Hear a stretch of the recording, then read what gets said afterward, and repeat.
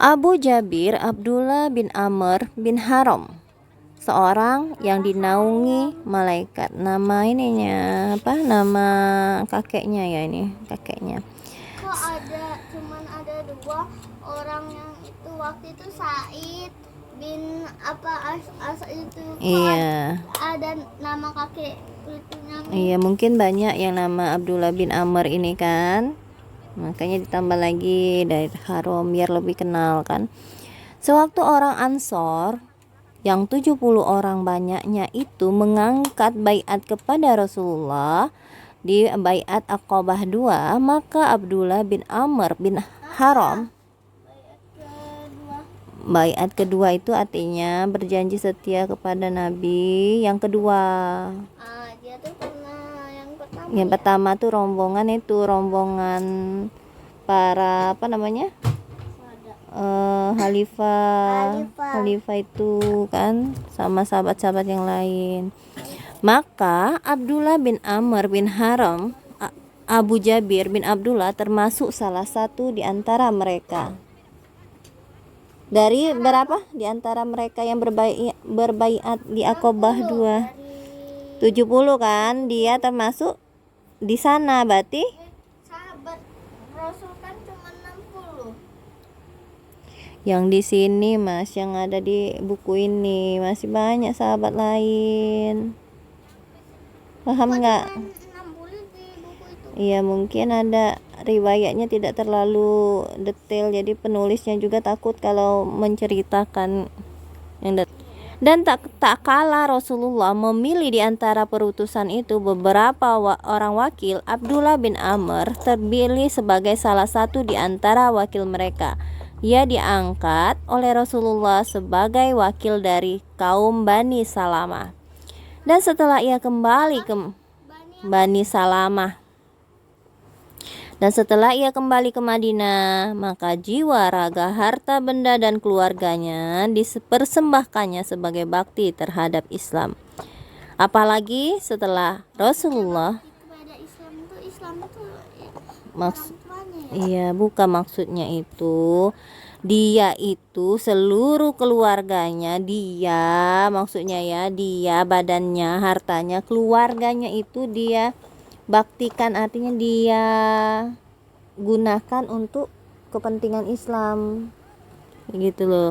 Maksudnya yang digunakan Islam berapa? Misalnya hartanya digunakan sebagai untuk berperang, sebagai untuk memberi kepada fakir miskin, kayak gitu. Itu kan kepentingan Islam. Perang itu pakai duit ya? Kuda. Iya kan, beli itu kan beli.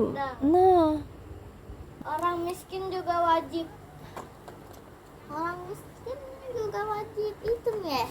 Orang miskin itu wajib dibantu, tapi ya berperang iya wajib, tapi tidak wajib dengan hartanya, karena dia nggak bisa bantu dengan harta.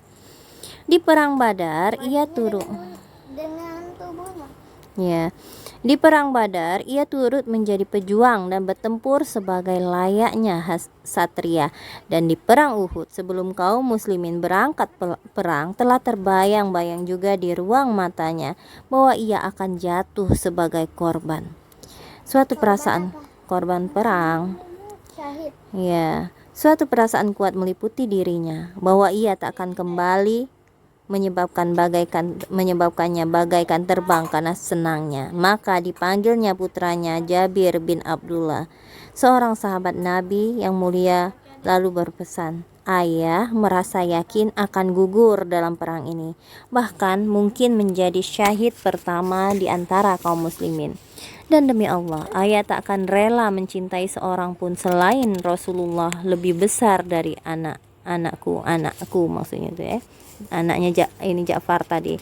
Selain itu, sebetulnya ayah ini mempunyai utang. Nah nih, maka bayarkanlah olehmu dan pesankan kepada saudara-saudara agar mereka suka berbuat baik." Nah ini ya, kalau ada hutang orang tua, ketika kalian ini ya, kalian tahu orang tuanya sudah meninggal, misalnya ya Umi Abi sudah meninggal, kalian wajib membayar.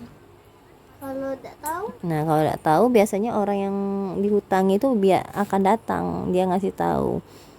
Dan pesankan kepada saudara-saudara yang lain. Kan Umi tidak ya mereka mereka berbuat baik.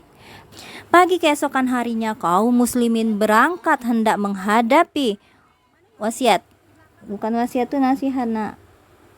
Wasiat itu adalah apa? Tugas, perintah yang harus dilaksanakan oleh orang yang ditinggalkan. Pagi-pagi keesokan harinya kaum muslimin hendak berangkat menghadapi orang Quraisy. Ya. Jadi orang Quraisy itu datang dengan pasukan yang besar. Tujuannya apa? Hendak menyerang kota mereka. Pertempuran sengit pun terjadi. Pada mulanya kaum muslimin memperoleh kemenangan.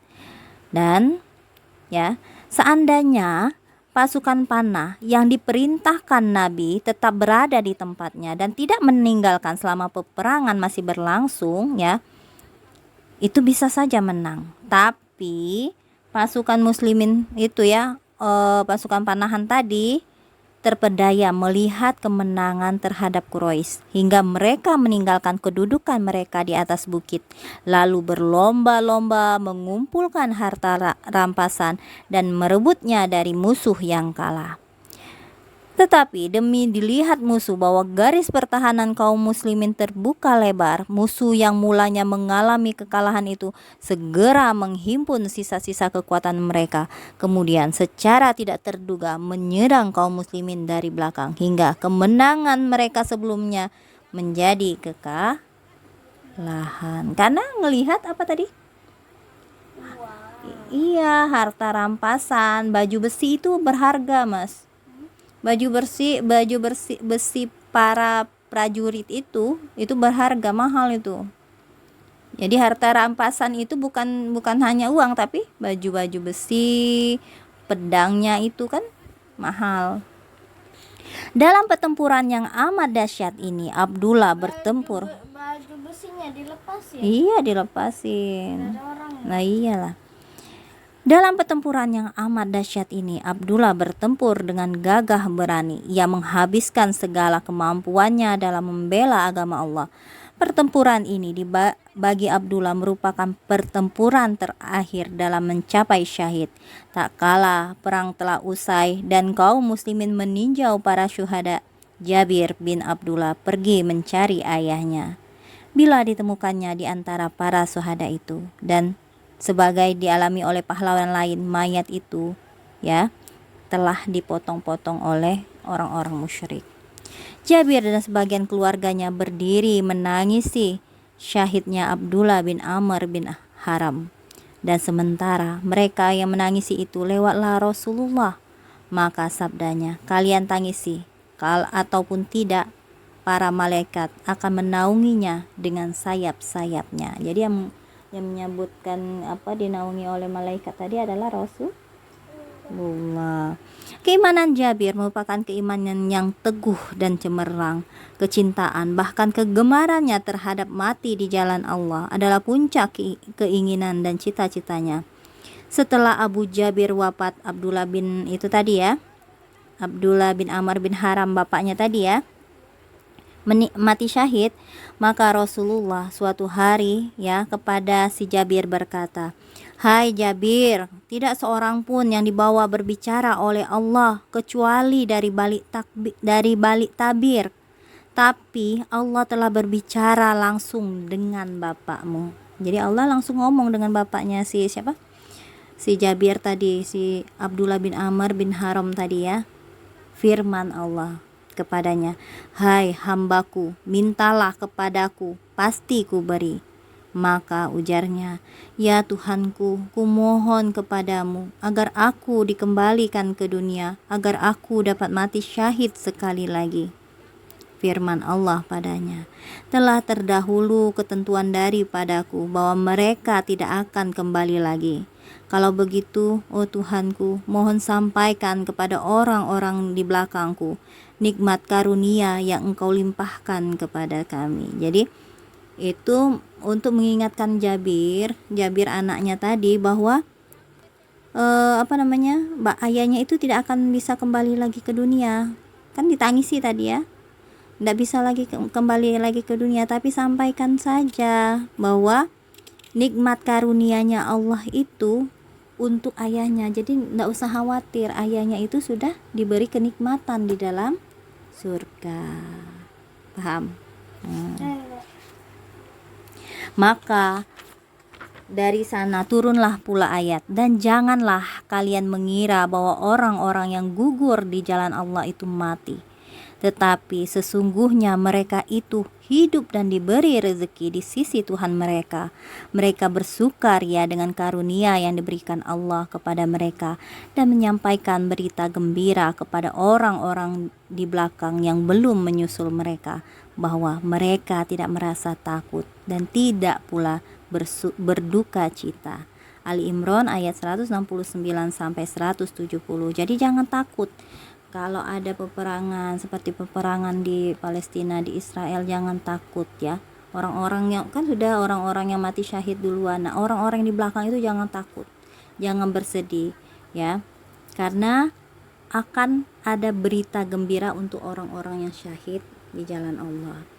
Tak kalah kaum muslimin berusaha mengenali suhada mereka ya, yang budiman setelah usai perang Uhud, dan tak kala keluarga Abdullah bin Amr telah mengenali mayatnya, maka istrinya menaikkannya ke atas untanya, berikut juga dengan saudaranya yang juga mati syahid, dengan maksud akan dibawa ke Madinah untuk dimakamkan di sana.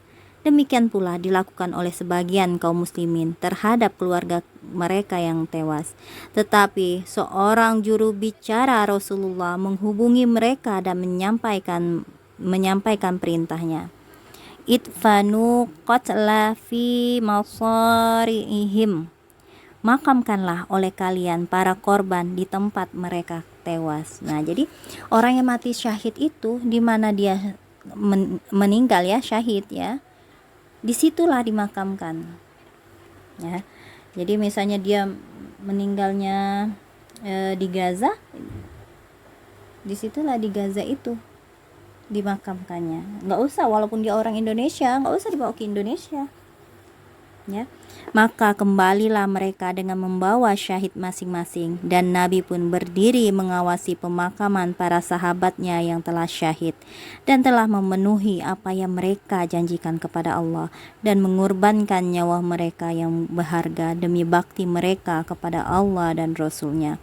Dan tak kala giliran pemakaman Abdullah bin Haram, Rasulullah pun menyerukan, kuburkanlah Abdullah bin Amr dan Amr ibnu Jamuh di satu liang. Nah nih mas, jadi Abdullah bin Amr bin Haram tadi disuruh Rasul itu untuk di dalam satu lubang itu dikuburkan berdua, karena selagi di dunia mereka adalah dua sahabat yang setia dan saling menyayangi.